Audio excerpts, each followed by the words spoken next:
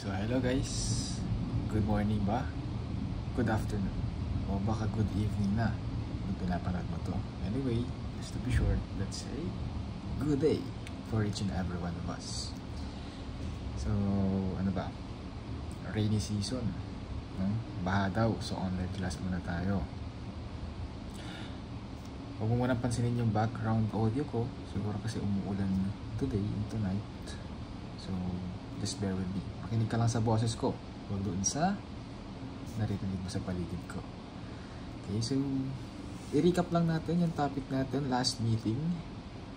Ano yun? Investments, and we are talking about investments from equity securities. Tama? So ano yung illustration natin doon? Si Mr. P nag-invest ng 100,000 kay Jollibee. Si Jollibee nagbigay ng shares kapalit ng 100,000. Si Jollibee ulit siya yung issuer. Si Mr. P siya si investor. Since nagbigay siya ng stocks, pwede na nating tawagin na si Mr. P is yung ating stockholder. Stockholder lang, walang S. Okay? Ngayon, ano ulit yung sabi natin? Si Jollibee, i-invest din ulit yung 100,000 na na-receive niya as investment from Mr. P. Eventually, syempre, pag nag-invest yan, possible magkaroon ng net income. And itong net income na to, since shareholder na si Mr. P, mayroon ng share sa net income si investor. Yung share sa net income ni investor, tatawagin natin yan na dividends. Tama, na-discuss natin to last meeting. That's dividends. And when we are talking about dividends, tama, meron tayong una, nandiyan si cash dividends. Kapag usapang cash dividends, tama, importante sa atin yung mga dates. Ano yung dates? Date of declaration, date of record or registration, then yung date of distribution. Gets yun? Ngayon, kapag binili, nag-purchase si Mr. P ng shares kay Jollibee within or between the date of declaration and the date of record, yung binili niya na shares, tatawagin natin yun na dividend on. O kapag sinabing dividend on, yung purchase price is included in, or yung purchase price, it includes dividends. Okay? And kapag dito bumili si Mr. P between the date of record and the date of distribution, yun is tatawagin natin as X dividend. And kapag X dividend, ano ulit yun? Purchase price excludes dividends. Okay? So to illustrate, let's say for example, si Jollibee nag-declare ng 10 pesos per share cash dividend. Illustration to. Okay, 10 pesos per share na cash dividend. Kailan daw? Kailan? On January 1. So yung January 1, that's the date of declaration. Meron ka dito, January 1. Ano pa? Sabihin na natin on July 1, the list of shareholders were identified. July 1, list of shareholders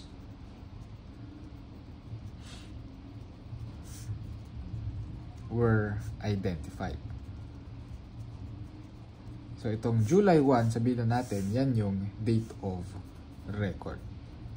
July 1. December 31, dividend was paid. December 31 daw, dividend was paid. So that's the date of distribution. Scenario number 1 tayo.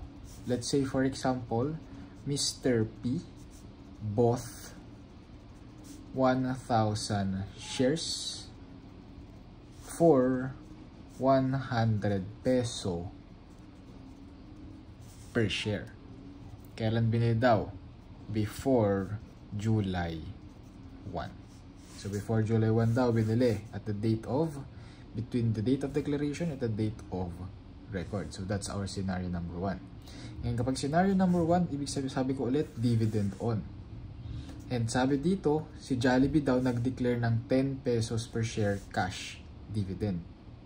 Magkano binili ni Mr. P? Yung shares, 100 pesos per share. Ilan yung binili niya? 1,000 shares. So magkano yan? Scenario number 1, magkano yan? 1,000 shares yung binili at 10 pesos per share. This is Gawin ko rin calculator ko. 1,000 times 10, that is, or 100, that is 100,000 pesos na investment. Binili niya July 1, so ibig sabihin, or before July 1, so ibig sabihin, the purchase price, it includes dividends. And magkano yung dividends? 10 pesos per share. So, kung meron kang dividends sa 10 pesos per share and may hawak kang 1,000 shares, 10 pesos per share, ibig sabihin, that's 10,000 cash dividends. So, ibig sabihin yung 100,000 daw, o yung 10,000 daw kasama sa 100,000 na cash dividends. So, itong 100,000 na to, pwede nating hatiin that the 90,000 of which is our investment. And yung 10,000 of which siya yung dividends receivable natin. Take note, dividend receivable to, pero hindi yan dividend income natin kasi hindi tayo yung nag-earn ng income. Bakit? Kailan nag-declare? January 1. Kailan mo binili? Sa gitna na, before July 1. So, hindi ka nag-earn ng income, but rather, eventually, nagkataon lang na meron kang marireceive na cash dividend. Okay, so kung i-entryhan natin yan, paano entry natin? Debit ka ng dividend receivable, debit ka din ng investment, saan siya nag-invest? Investment in shares, credit ka ng cash. Magkano yung binayaran mong cash? 100,000. Sa 100,000, ilan yung investment in shares? 90,000. Sa dividend receivable, that's 10,000. Okay, so ganyan kapag dividend on. Scenario number 2 natin. Let's say for example, si Mr. P bumili din ng 10,000 shares pero after July 1. So kapag after July 1, ano yan? Ex-dividend. Ibig sabihin, hindi nakasama sa purchase price yung dividends. So ibig sabihin, itong 100,000 na to, part yan lahat ng investment natin. So, kung i-entryhan natin itong scenario number 2, that is debit investment, credit ka ng cash at the amount of 100,000. Okay? So, yan yung meron. Yan yung tatandaan mo sa cash dividends. Merong date of declaration, date of record, and date of distribution. And kapag bumili ka between these dates, dividend on yun. Lalo na kapag nag-declare ng dividends. Pag hindi naman nag-declare ng dividends, wala tayong problema doon. Pag bumili ka within this period, that's ex-dividend. Ibig sabihin yung purchase price o yung cash na binayad mo, hindi doon kasama yung dividends. Kuha yon. Dapat nakuha mo na yon. Pangalawang beses na natin inulit to. Anyway, next tayo. Sa pangalawang dividends natin, meron tayong, ang gamit kong kulay kanina, meron tayong property dividends. Kapag property dividends, ano sabi ko dito? Yung value of dividends is at fair value tayo lang. Okay, and yung property dividends, usually, that's either PPE or inventory. And yung valuation nga, sabi ko, at fair value. Okay, so kung mag-i-entry tayo, paano natin i-entryhan yan? Dividend, debit ka ng dividend receivable. Ito, at the date of declaration. Sabihin na natin, at the date or at January 1, nag-declare ng property dividend si Jollibee Corporation. So at the date of declaration, mag-entry ka na ng debit dividend receivable, credit ka ng dividend income. Dito, meron ka ng ma-earn na income kasi sa'yo na yung shares from the start. Ito, at fair value. Then at the date of distribution, okay, at the date of distribution, anong entry mo? Naka-receive ka ng property. So debit ka ng property. It's either PPE or inventory, then credit ka ng receivable, yung dividend receivable na ni-recognize mo at the date of distribution or at the date of declaration. Papansin mo, meron na tayo date of declaration, date of distribution. Sir, nasaan yung date of record? Meron pa tayong date of record, tama. Itong date of record, tatandaan mo lagi, no entry tayo dyan. Okay, wala tayong entry dyan. Kuha mo yun? Very good. Number 3. Meron tayong liquidating dividend. Liquidating. Alam mo na yung spelling ko, ha? Alam mo naman siguro yung tamang spelling. Pag nagkamali ako, patawaran mo na po ako. Sige, so sa liquidating dividend, return of capital tayo dito. Ibig sabihin, nag-invest ka, binabalik mo lang yung capital na nakuha mo. So, kung return of capital, return of investment lang to, anong mangyayari dito? Wala kang income. Dito, meron kang income na na-recognize. Kapag liquidating dividend, wala kang income na i-recognize. So, anong entry mo? Let's say, for example, naka-receive ka ng cash.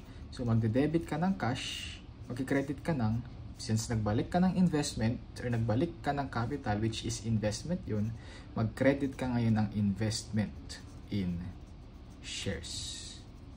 Okay? Ganyan yan. Walang income. Yes. Okay.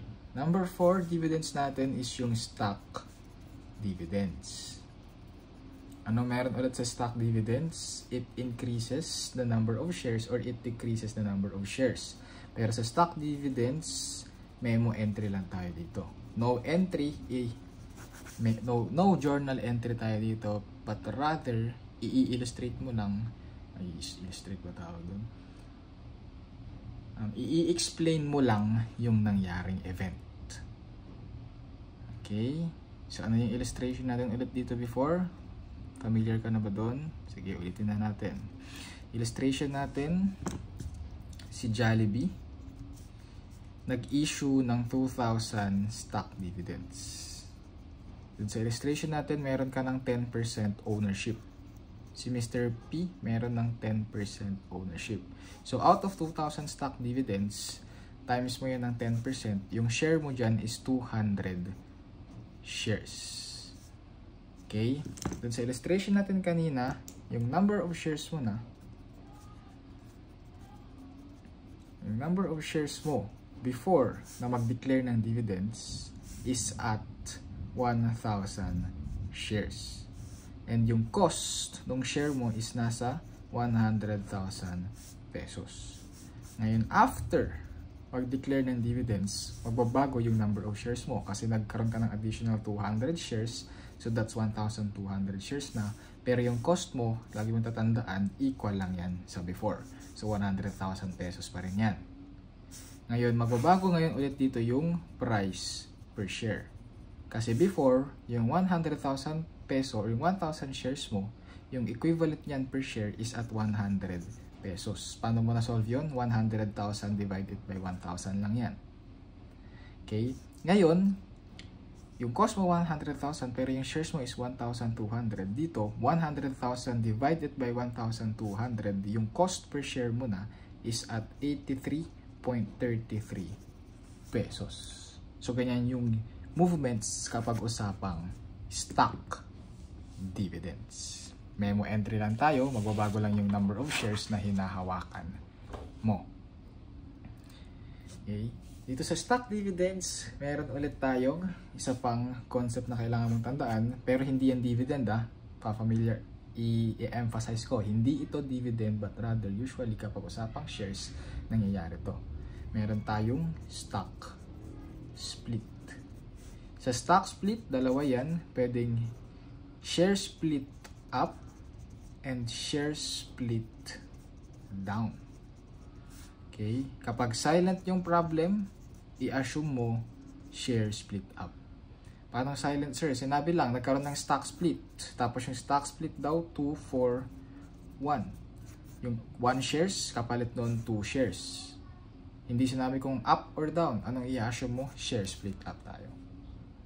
Okay? Ganyan yan.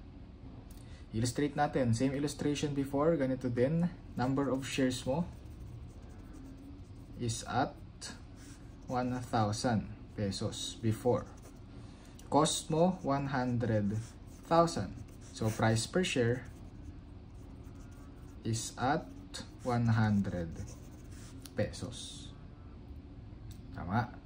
After, sabihin na natin, nagkaroon ng split up 2 for 1. So yung 1,000 shares mo before, yung 1 shares mo before, mapapalitan ng 2. So kung 1,000 shares yung hawak mo before, mapalitan ng 2 each share, magiging 2,000 na today. So paano na-solve yun? 1,000 times 2 lang. Etong cost, equal lang yan, 100,000. Magbabago yung price per share mo. From 100 pesos before, magiging 50 pesos na lang ngayon. And vice versa naman kapag share split down.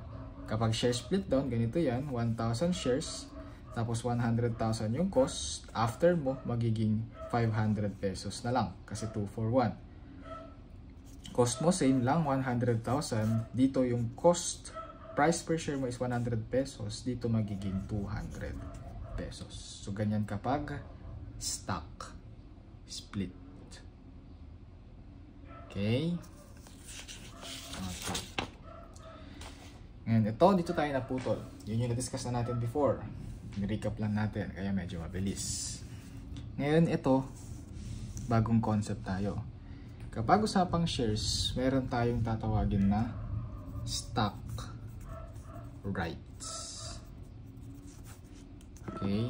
Ano yung stock rights? Itong stock rights, tatandaan mo, these are evidence by stock warrants. Kung i-recall mo, yung debt natin, yung debt securities natin, they are evidenced by, ano yun? Debt indenture, bond indenture. Tama? Yung stocks natin, they are evidenced by stock certificate. Itong stock right, they are evidenced by stock warrants. So, ano itong stock rights? Actually, si stock rights are preemptive rights. Kapag sinabi nating preemptive rights, and kapag usapang stock rights, meron kang right lang yan ha, right, hindi yan, yes, asset siya, okay, pero right lang, wala ka pang na-receive mismo, right lang yan, to subscribe to new shares. So yan yung preemptive right, and you have the priority over outside investors. Okay? So yan yan. Preemptive rights. Usually yung preemptive rights, binibigay yan to protect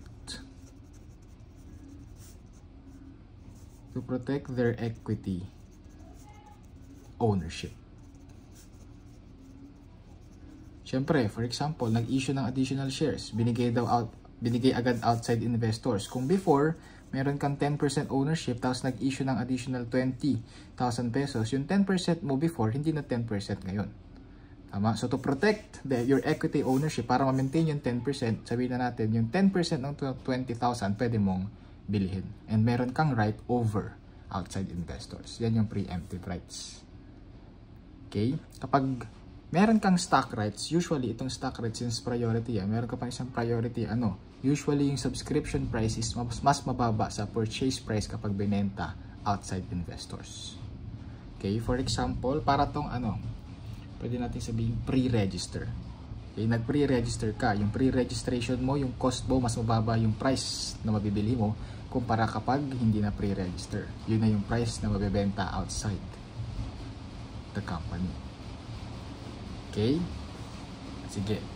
So, usapan tayong accounting. Kapag stock rights, accounting of stock rights, it's either if yung stock rights is with fair value or without fair value. Kapag with fair value yung stock rights mo, tingnan mo, if the stock rights is accounted for separately or not accounted separately.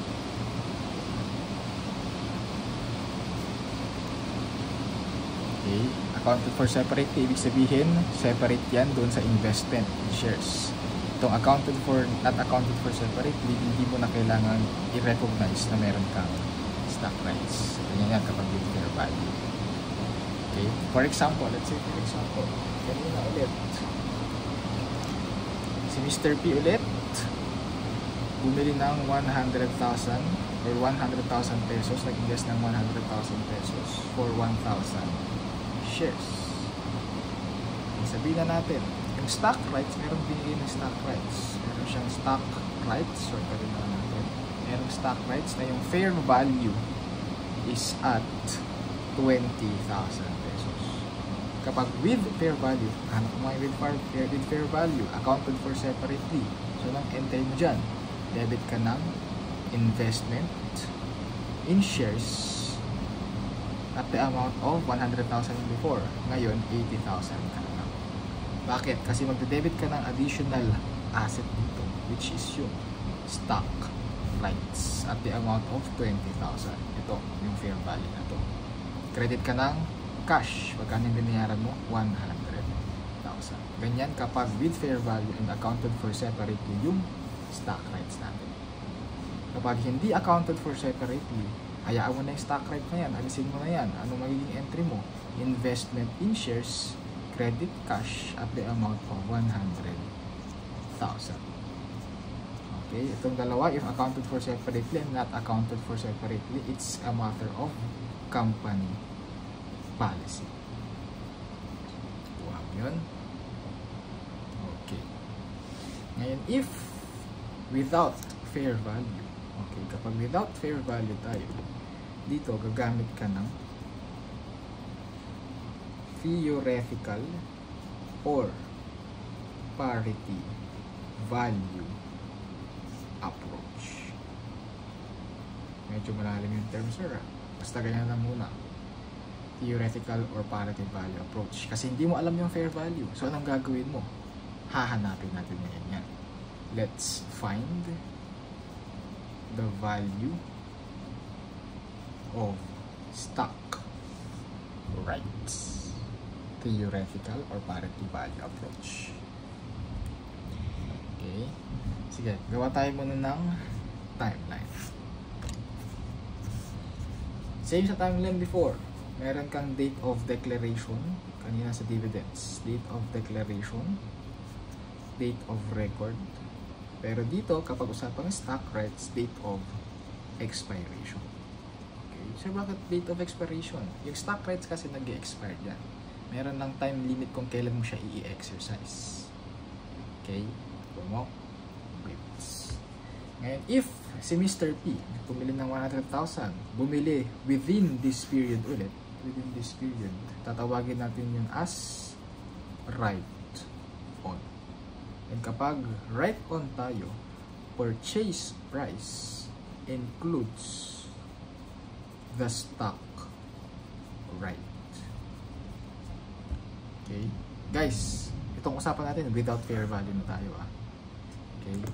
Ulit, kapag dito ka naman pumasok, bumili, ano yun? Tatawagin din natin yan X right. So parang same concept lang sa X dividend and dividend on. Yes, actually same concept lang yan. Dito nga lang, dito din purchase price excludes the stock right. Okay, so ganyan yan. Ngayon, ito nga yun. Sabi natin, theoretical or parity approach. Let's find the value of stock rights. Itong paghanap ng value ng stock rights, meron tayo ngayon dyang formula. Kapag naka-stock or naka-right on tayo, yung formula natin is stock right is equal to the market value of share right on less the subscription price divide it by the number of rights to purchase one share plus 1. Yan yung formula natin. Kapag naka-X right tayo, yung formula mo is ito.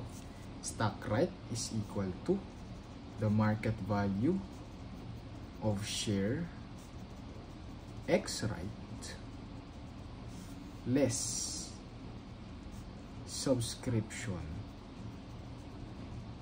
price.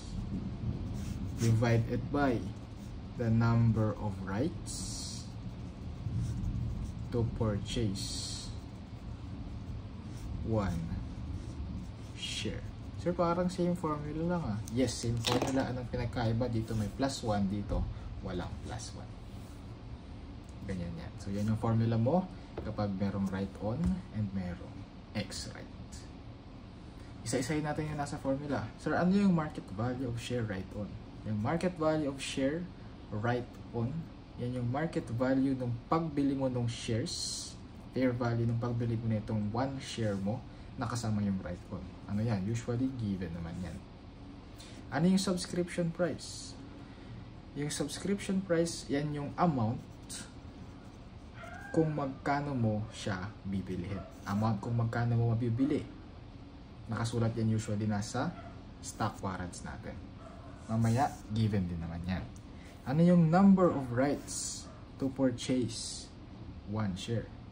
For example, meron kang 10,000 rights. Sabi doon sa stock warrants natin, each rights or you need 5 rights to buy one share. So, ilan yung rights mo? 10,000. 10,000, ilang mabibiling shares mo dyan? 10,000 divided by 5 natin. So, i-convert mo. So, ibig sabihin, for these 10,000 rights, pwede kang makabili ng 2,000 shares. Ano yung number of rights to purchase one share? Ito, yung 5 rights. Kuha mo? Sige. So, dyan muna tayo sa concepts.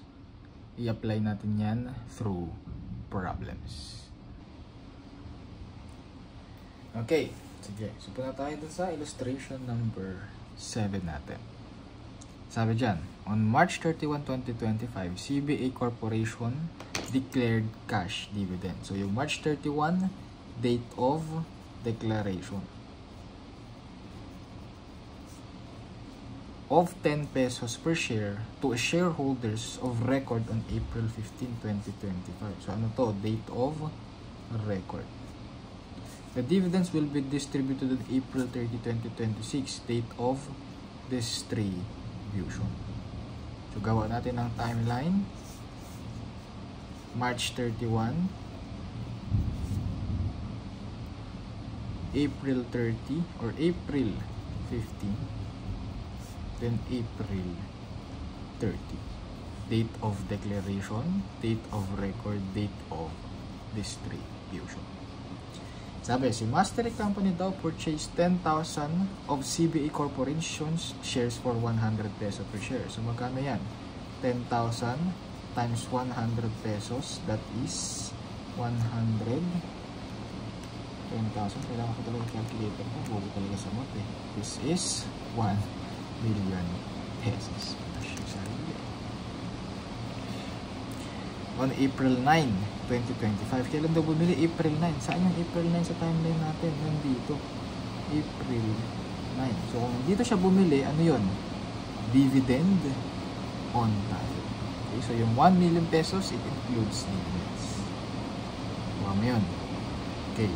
The investment is measured at fair value, other comprehensive income.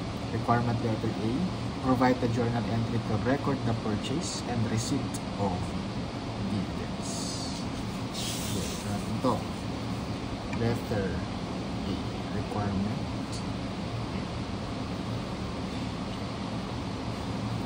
Bumili ka, the date of purchase. Kailan siya bumili ulit? April 9, 2025 at the date of purchase. Kano yung binili? 1 million pesos. So mag-credit ka na.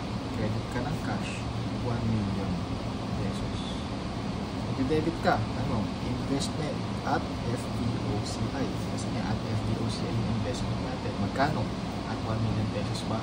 No. Bakit? Kasi yung 1 million peso na cash, nakakasama dyan yung dividends na declare. Magkano yung dividends na declare? 10 pesos. Ayun siya. Diba? Yun siya. 10 pesos. Magkano yung shares na binili? Nasa 10,000.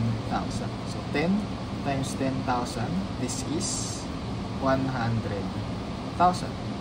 So, dito sa 1 million pesos na to, 100,000 yan, part ng dividends. So, mag-debit ka dito ng dividend receivable. So, debit ka ng dividend receivable at the amount of 100,000. Then, yung remaining 900,000 nasa investment at so, yan yung at April 9, 2025. At yan yung at date of purchase. At the date of receipt, purchase. At the date of receipt, na-receive niya yung dividends receivable daw. So, mag-debit siya ng cash, credit siya ng dividend receivable, or cash dividend receivable at the amount of 100,000. Okay. Yun yung requirement letter. Data. So, check natin. Requirement letter. Sabi sa requirement letter B, provide a journal entry to record the purchase and receipt of dividends if master purchased the shares at April or on April 26 daw. Sa timeline natin, dito daw siya bumili na. April 26. So ano yan? Dividend X. X dividend. Pag X dividend, yung purchase price, it excludes the entryhan natin yan, requirement letter B tayo. Ano entry natin? Debit tayo ng investment at FVOCI, credit ka ng cash at the amount of 1 million pesos. Yung dividend receivable, hindi mo na kailangan recognize sa profit or sa requirement letter. At the date of receipt, sir, at the date of receipt, anong entry natin? Wala kang entry. Bakit? Hindi ka naman makaka-receive ng dividend. Di ba naman yan? Requirement letter C. Ano requirement C? C. Provide a journal entry assuming CBA Corporation distributes inventory as dividends to shareholders on December 31, 2026. The cost and the fair values of inventory are 50,000 and 70,000. So, cost na yung 50, fair value yung 70,000. Anong dineclare? Dividends, inventory. Property dividends yan. Ano sabi natin pag property dividends at fair value tayo. So, for requirement letter C, instead na cash dividend daw, yung dineclare daw is property dividends. So, kung i-entryhan natin yan, debit ka ng property dividend receivable, credit ka ng dividend income at the amount of fair value, 70,000. Okay, the next, na-receive mo, debit ka ng inventory. Na-receive mo na yung inventory credit ka ng property dividend receivable at the amount of 70,000 natin. So, yan yung requirement letter C natin. So, A, B, and C are done. Let's move on to illustration number 8. So, meron ka illustration number 8. Sabi dyan, on April 1, 2025, CBA Company received 120,000 cash dividends, 1/3 of which represents liquidating dividends. So, 1/3 daw liquidating dividends. So, yung 2/3 dividend income. So, kung i-entryhan natin yan, prepare the journal entry, magkano yung 1/3 of 120,000? So, 120,000 times 1 divided by 3. that is 40,000. So, ibig sabihin, yung income natin, 80,000. So, kung i-enter natin yan, April 1, debit ka na ng cash. Magkano na-receive mong cash? 120,000. Income yung isa. So, debit ka ng dividend income at the amount of, yan, 80,000. So, ano yung 40,000? Para magda-balance yung debit and credit natin. Credit ka ng investment in shares. The amount of 40,000. So, yan yung entry natin for illustration number 8. Dali lang, di ba? Ang kahirap-hirap. Next tayo, illustration number 9. Sige. Ano ba to? Sa illustration number 9, sabi dyan, during 2025, Mr. Valentino Company bought shares of another entity to be held for trading. Ano yung held for trading? FVPN. Sabi daw, on June 1, 20,000 shares daw at 100 pesos. Yung cost is at 2 million. December 1, 30,000 shares at 120 pesos. Yung total cost is at 3,600,000. Transactions ng 2026 daw.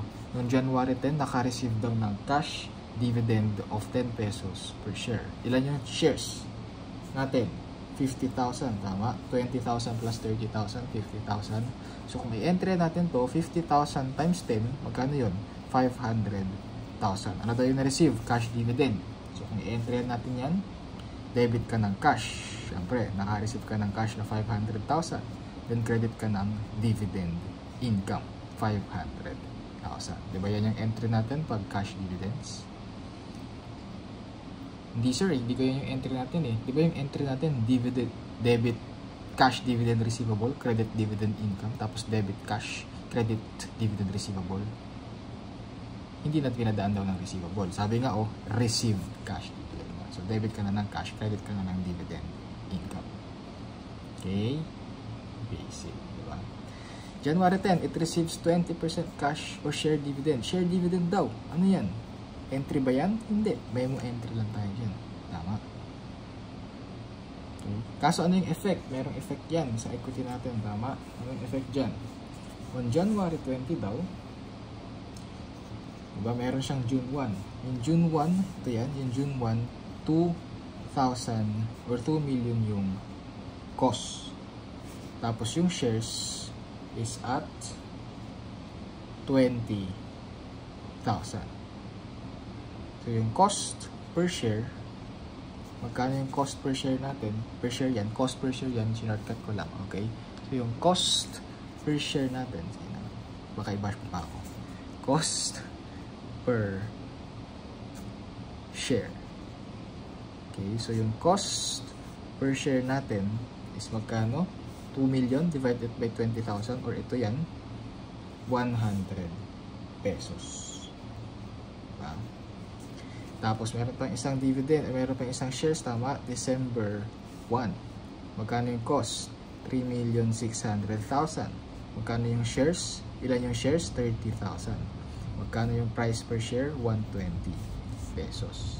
Nag-declare na ng 20% share dividend. So, ibig sabihin, yung June 1 natin, yung cost niyan, 2 million pa rin. Pero yung shares niyan, 20%, matadagdagan ng 20% to. So, 20,000 times 20%, ilan yun? Or times 120%, that's 24,000. Ngayon, yung price per share natin, from 100 pesos, hindi na 100 pesos. Paano mo isosolve? 2 million divided by 24,000, that is equal to 83.33 pesos. Next, December 01, December 1. Cost mo, same lang naman yan, 3,600,000. Pero nag-declare na ng 20% share dividend. So, 30,000 times 120%, this is 36,000. 3,600,000 divided by 36,000, masasolve mo yung price per share natin na 100 pesos. Ilan yung total cost natin? Nasa 5,600,000. Ilan yung total shares na natin? Nasa 60,000. 5,600,000 divided by 60,000, so solve natin si 93.33 pesos. Yung 93.33 pesos, yan yung average cost per share. Ito yung price per share nung 24,000 shares. Ito yung price per share ng 36,000 shares. Ito yung 93. Ito yung cost per share nung average shares natin. Ang dami yan, ha? Yan. Next, December 10 daw, it sold 30,000 shares at 125 per share. Okay. Nagbenta daw. So, magkano yan? Binenta niya 125. Nagbenta daw ng 30,000. 30,000 times 125 pesos. Magkano yan? 3,750,000. So, yan yung proceeds natin. Ano yung requirement? What is the gain on sale of investment using the FIFO approach? Nagbenta. Ito daw, gain daw nung nagbenta ng 30,000 shares. FIFO approach. Ano ibig sabihin ng FIFO approach? Nasa inventory tayo. Parang nasa inventory ito na-discuss. Ano yan? First in, first out. So, yung binenta na 30,000 shares, excuse me, mapupunta yan doon sa unang shares na na-receive niya. Ano yung unang shares na na-receive niya? Yung June 1. Ilan yung shares ng June 1? Nasa 24,000 na. Tama? So, yung cost mo is 24,000 times, magkano yung price per share? 83.33. Magkano to? Nasa 2 million pesos. Yan yung unang cost. Magkano ilan yung binenta? 30,000 shares. Ilan to? 24,000. So, meron pang kulang na 6,000 shares. Yung 6,000 shares, ilagay mo na yan dito. Yung 100 peso per share. So, 6,000 times 100 pesos, this is 600,000. So, yung total cost natin, nasa 2,600,000. Magkano yung proceeds mo? 3,750,000. So, proceeds of 3,750,000 less yung cost ng 2,600,000. Meron kang gain dito na 1,150,000 gain. This is letter A. So, requirement number 1, letter A. First in, first out approach tayo. Kuha mo yun. Sige. Kuha mo. Pause mo na lang. Kuha na tayo. Question number 2. What is the gain on sale of investment using the average approach? O pag-average approach daw, yung cost mo, kukunin mo sa average na. Average price per share. Na-solve natin yung kanina. Magkano yun? Ito yun, 93.33 pesos. So, magkano ilan yung shares na binenta? 30,000. Times 93.33 pesos. Magkano to? This is around 2,800,000. Magkano yung proceeds ulit? 3,750,000. So, magkano yung gain natin? Meron tayong gain na 950,000. So, requirement number 2, letter A tayo. Requirement 3, what is the amount to be reported as income from the investment using the FIFO approach? Oh, income daw. Yung gain, income ba yun? Yes. Using FIFO approach, meron kang gain. Magkano yung gain mo? Nasa 1,150,000. Yun na. Ay, wala sa choices. Bakit, sir? Babalikan mo doon sa January 10 natin. January 10, naka-receive ka ng cash dividend at 10 pesos. Anong entry mo dyan? Yun, debit cash, credit dividend income. Dividend income. Income yan. So, part yan dito. So, meron ka ditong dividend income. Anong tinatanong? Income. Magkano yun? Nasa 500,000. So, total nito, 1,650,000 pasok sa letter A. Diba? Ako, hindi pala nakikita. Sige, ulitin ko. Hindi pala nakita kanina.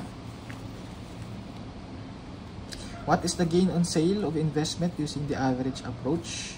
30,000 yung shares na nabenta natin. Yung average cost natin, nasa 93.33 pesos. Ito yun. So, 30,000 times 93.33%, that is 2,800,000. Magkano yung proceeds? Yung selling price, 3,750. So, 3,750,000 less 2,800,000, meron kang 950,000 na gain. Okay? Number 3. What total amount to be reported as income? Meron kang gain na 1,150,000 using the FIFO approach daw. So, meron kang gain na 1,150,000. Yun yung nasa requirement letter A natin. Ito yun. Tama, gain yan. Tapos, wala sa choices. Bakit? Kasi meron kang dividend income. Tama, doon sa dividend income mo, itong January 10, meron kang dividend income na 500,000. Dividend income, income yan. Ano yung tanong sa requirement letter number 3? Income. So, yung gain plus yung dividend income, 1,150,000 plus 500,000, that is equal to 1,650,000. That's letter A tayo. Okay, so tapos na tayo sa illustration number 9. Tama? Okay na tayo. Sige. Meron tayong illustration A. Ito, illustration 10 yan actually. Na-type ko lang ako. So, sa illustration number 10, that's about stock dividends. Okay. Sige. Sabi dyan, Palmolive Corporation issued rights to subscribe to its share capital, the ownership of 4 shares, entitling the shareholders to subscribe for 1 share at par of 100 pesos. Ulitin natin, the ownership of shares, entitling the shareholders to subscribe for 1 share at par value. Ano yung 4 share sinasabi? Meron daw rights to subscribe to its share capital. Eh yung rights daw sinasabi, 4 shares entitling the shareholder to subscribe for 1 share. Parang 4 rights daw to subscribe 1 share at par value of 100 pesos. So 4 is to 1. The investor owned 25,000 shares with total cost of 2,100,000. So 25 shares, divide mo ng 4 shares. So magkano yan? 25,000 divide it by 4. Makakabili siya ng 6,250 shares. Okay.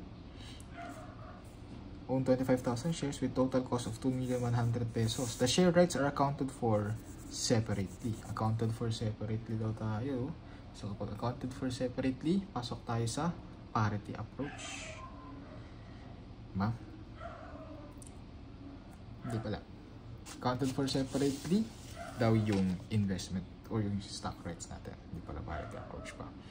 Ito pala, requirements. Assuming the share is quoted at 125 peso right on. Prepare journal entries to record receipt of rights in the subsequent exercise of the rights. Itong 100 pesos na to, balikan natin. Itong sentence na to, sabi daw, to subscribe for 1 share at par of 100 pesos. Itong 100 pesos, yan na yung subscription price natin. So that's our subscription price. Assuming the share is quoted, sinabi ba yung fair value accounted for separately, pero sinabi yung rights daw. Pero sinabi ba yung fair value? Wala ka namang nakita. Tama. To, assuming the share is quoted at 125 right on.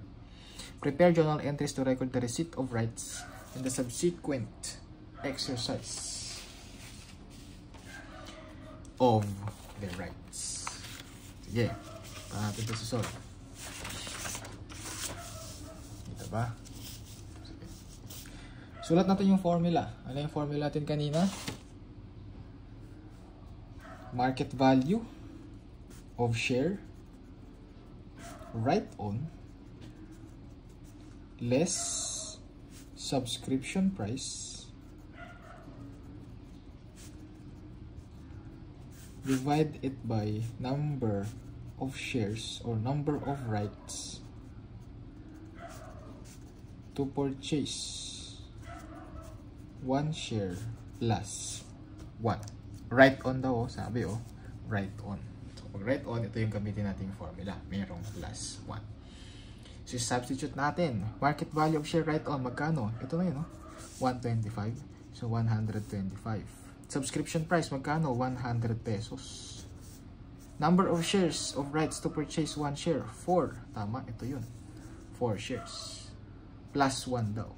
So, isolve natin yan. 125 less 125 pesos divided by 5. So 25 divided by 5, kinalkyo ko pa, that's 5. Okay, so yung value of ng isang stock right is at 5 pesos. Tama ba? Tama. So entryhan natin. Magkano yung cost? Total cost, nasa 2,100,000. Ano tayo? Write on. Tama, 2,100,000 yung cost. Ano tayo? Naka-write on. And kapag naka-write on, anong sabi natin? Itong cost na to, yung purchase price na yan, it includes it includes the investment and the stock rights. So kasama dito yung stock rights natin. Okay? Kasama dyan. Ngayon, kung kasama yan, ibig sabihin, magkano yung value ng stock rights natin? Na-solve na natin, 5 pesos. Magkano yung value ng investment natin? Paano? Ito, market value of share right on, 125 pesos. Kung yung 125 pesos daw, 5 pesos dyan is yung value ng stock rights. Ibig sabihin yung value ng investment natin is nasa 120 pesos. So, i-prorate natin. 120 plus 5, 125 pesos. I-allocate natin yung 2,100,000 pesos using these amounts. So, 2 million investment tayo. 2,100,000 times 120 pesos divided by 125. This is 2,016,000. Dito naman tayo, 2,100,000 pesos times 5 divided by 125. This is equal to 84,000. Sir, paano ulit na-solve yung 120 and yung 125? Ito, dun sa given na to, 125 pesos right on. Yung 125 peso right on na to, 5 pesos nyan. Yung na-solve natin dito, 5 pesos nyan yung stock rights. Yung 120, yun yung nasa investment. Wow, yun? So, ganyan yan. So, kung i-entryhan natin yan, debit ka ng investment in shares, debit ka ng stock right, credit ka ng cash. Magkano? 2 million pesos yung cash. Yung stock right mo nasa 84,000 or yung investment mo nasa 2,016,000. Ganyan. Pwede yan. Pero mas accurate kung ganito yung gagawin mo. Okay? At the date of purchase, bumili ka ng 2,100,000. Tama? So, nag-entry ka na dyan. Debit ka ng investment in shares. Credit ka ng cash of 2,100,000. Tapos, nalaman mo, yung binili mo pala, right on. And yung value ng stock rights, 84,000. So, anong gagawin mo? I-recognize mo lang yung 84,000 sa investment in shares. So, ang entry mo, sa pang-entry mo dyan, debit ka ng stock right. Tapos bawasan mo yung investment in shares, debit ka ng investment in shares at the amount of 84,000. So, ganyan yan. Pwede din naman itong entry na to. Okay? Okay, so yan yung requirement letter A natin. Next, requirement letter B. A, B. Sige, yung sa B, gamitan natin ng red ball pen. Saan natasama kami yung red ball pen eh? Para na kayo? Gusto na lang kayo guys. Sige. Sa requirement letter B, assume the right is quoted at 125 peso x right. Prepare the journal entries to record the receipt. So same formula dito pero mawawala yung plus 1 natin. Tama? So 125 minus 100 divided by 4, walang plus 1. So, magkano yan? 125 less 100. This is 25 divided by 4. 25 divided by 4. That is 6.25. Okay? So, 6.25 daw. Ngayon, kung sabi dyan, yung 125 pesos daw x right. So, ibig sabihin, dito sa 125 pesos na yan, itong 125 pesos na to, hindi dyan kasama yung 6.25. So, kung i-allocate natin yung 2,100,000 pesos na cost, paano mo siya i-allocate? Kay investment and kay stock right. Paano? Ganito. Yung value ng stock right, 6.25. Yung value ng investment, 125. Bakit 125, sir? Kanina 120. Kasi nga yung 125 daw na ito yan, no? Itong 125 na X right na to, ibig sabihin, hindi dyan kasama yung stock rights. So, para ma-solve mo yung right on, ano yan? 125 plus 6.25. Magkano yan? 125 plus 6.25, that is 131,000 point or 131.25. So, i-allocate natin 2,100,000 times 125 divided by 131.25. Then ito, 2,100,000 times 6.25 divided by 131.25. Magkano value nito? Nasa 2 million. Magkano value nito? Nasa 100,000. Kung i-entryhan natin to, ganito na natin i-entryhan yan kasi mas accurate po ito. Okay, kasi mas accurate yan, itong entry na to. So, nag-entry tayo before ng investment in shares. Credit ka ng cash, nasa 2,100,000. Tapos yung value ng stock right mo, nasa 100,000. So, i-recognize mo yung stock right mo. Debit ka ng stock right, credit ka ng investment in shares at the amount of 100,000. Okay, so ganyan yung illustration letter B natin. So check na natin to. So that's it po na for this topic. So tapos na tayo sa investment, tama? Investment natin, natapos na tayo sa basic concepts. Tapos na tayo sa debt securities, tapos na tayo sa equity securities. And 4 yung components natin ng investment. Sabi ko, yung isa, yung other issues. Discuss natin yung other issues later on. Let's have a short break.